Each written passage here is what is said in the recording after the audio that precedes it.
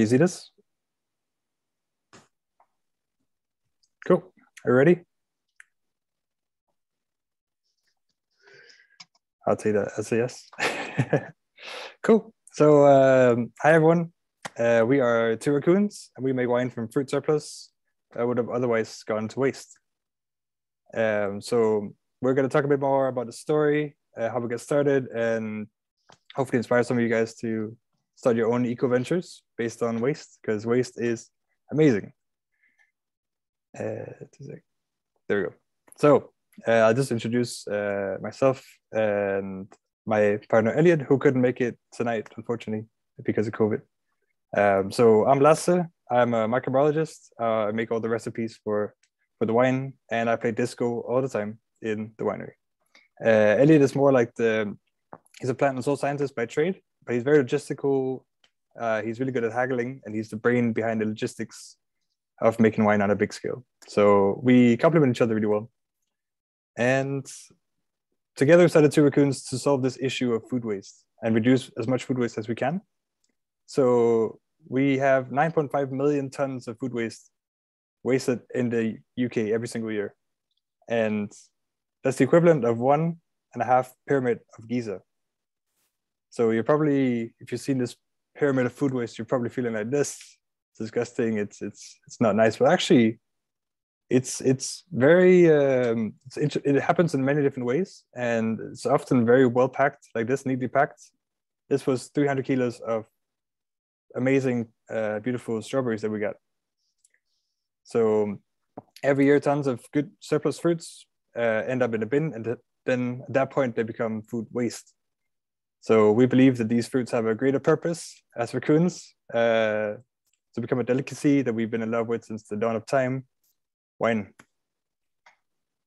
So we basically take all the fruit surplus and we turn it into whatever flavors we can get our hands on. So for climate conscious consumers, we offer them limited edition wines with flavors such as mango, blackcurrant, blackberry, banana we've made as well. And to our knowledge, we are the first winery in the world that fights food waste to this. So because beggars can't be choosers, we just have to get whatever we can and turn it into wine.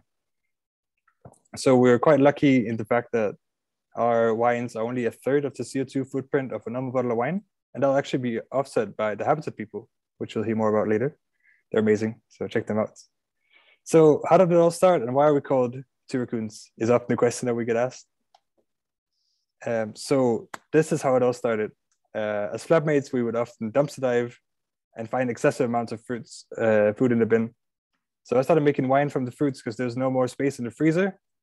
And in the meantime, Elliot was working on a local eco business called The Crafty Pickle. It's these guys. So they were actually based up in Aberdeen before. I think they have been speaking at one of the climate cafes. So Elliot was working on a uni project with them to find more sources of food that they could use. So they make fermented kimchi, sauerkraut from vegetables and cabbages and stuff like this. So he was trying to find more sources of fruits that they could use, but he found out that in the Northeast, there's actually only soft fruits being wasted because of the amount of farmers and soft fruit farmers that we have. So at some point, I came back with 50 kilos of organic blueberries from the bin, and we kind of looked at each other and we had this idea that we could actually solve food waste by making wine. So everything's good, now we figured out the fruit's all out there. We're just gonna make some calls, start making wine. It's gonna be easy peasy. Then we started calling all the fruit farmers and all the suppliers, and they got back with this: we don't have any food waste. Sorry, we don't have any food waste. No food waste here. And stop calling us about food waste. We learned that food waste is such a big taboo for food businesses that it's actually easier to hide it than to risk being judged for having it. Until we had Baxter's come to our door, and they basically said, hey, do you want 4.5 tons of frozen surplus fruits? Which are these ones that came neatly packed? So we were super lucky and fortunate to have them on board. And it really shows that we can be more transparent about food waste as well. So we turned that into 10,000 liters of wine, which is all made here in Aberdeen City. And in September, we started in June 2021, so last year. And in September, we were finished with some of the wines. So we had our first wine launch, and 200 people came to try the wine, and they actually really liked it. So often when you hide, you are making something in your own little room. You don't know how people are going to react to it. So it's really great to have some good feedback. And the press also had some really good feedback. I think Pinot Grigio is my favorite pun so far in what we made. We also got next to James Bond on the front page of the Herald. That was insane. So we have a few projects coming up this summer. So we're gonna launch our website in a couple of weeks, and we're also gonna have wine on tap. So we can basically do refilling stations in different places across Aberdeen, and basically in that way we can prevent bottles from being wasted, so glass bottles, and people can bring their own bottles to the store to fill them up. So less waste and more joy. So we started in Aberdeen last year, and so far we've rescued over 5 tons of fruit surplus. But we've identified huge sources of fruit surplus all across the UK. And basically the plan is to just set up wineries close to these places, and in that way we can source our fruits locally, we can produce them locally, produce our wine, distribute it locally, so we can save on emissions in terms of transport. So everything can just be local in this way. And potentially maybe take over the world. So while drinking wine from fruit surplus is a great way to reduce food waste and break the taboo about it, there's no way we can prevent all of it through winemaking alone. There's so much food waste out there, and there's even more waste in general. So we can either see that as a burden, or we saw it as a massive opportunity.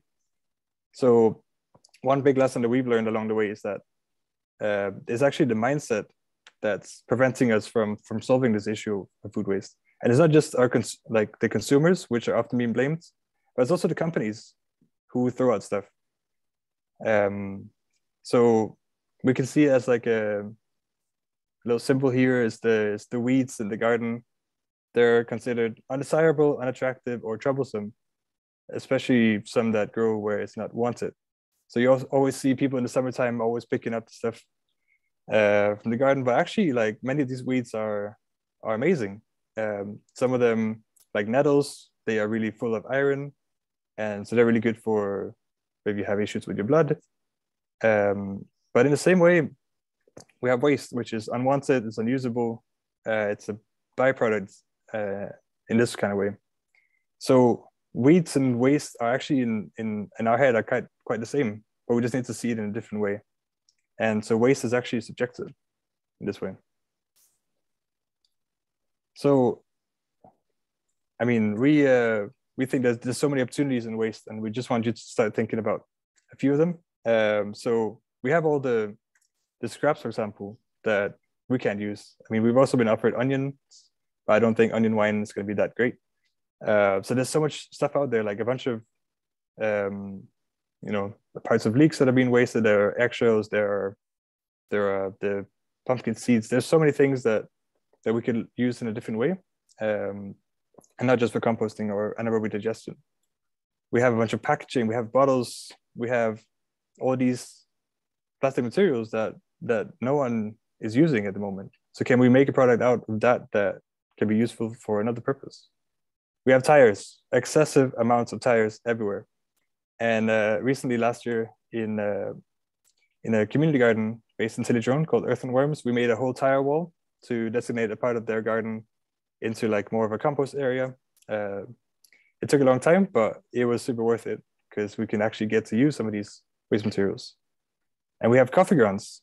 I used to grow mushrooms on coffee grounds, but you can also use it to create your own creams, your own lotions. And it's like one of the most common household wastes. So there's always going to be excess at every step of the supply chain, but there's no way to solve it if nobody talks openly about it and are being transparent, because they're feared of being judged for having food waste or waste in general. So I think we just have to learn that waste is inevitable because of the global distribution and supply chain that we have. And there's always going to be somewhere in the step where we're going to waste something. So if we just are more transparent about it, we can talk about it, we can make it easier for other entrepreneurs to get new ideas on how to solve these types of waste. So I think we should work together to build a society in which we can talk about waste openly. So to get there, we need your help. And we're asking you to join the Raccoon family, think like a raccoon, think about the waste materials that are around you. You gotta think about what kind of value it holds and what you could turn it into. And that process of going through seeing something that's waste and turning into value is super exciting. So I just want you to share that mindset and get more people to adopt that Raccoons mindset. So fellow raccoons, don't waste, get wasted responsibly. Thank you.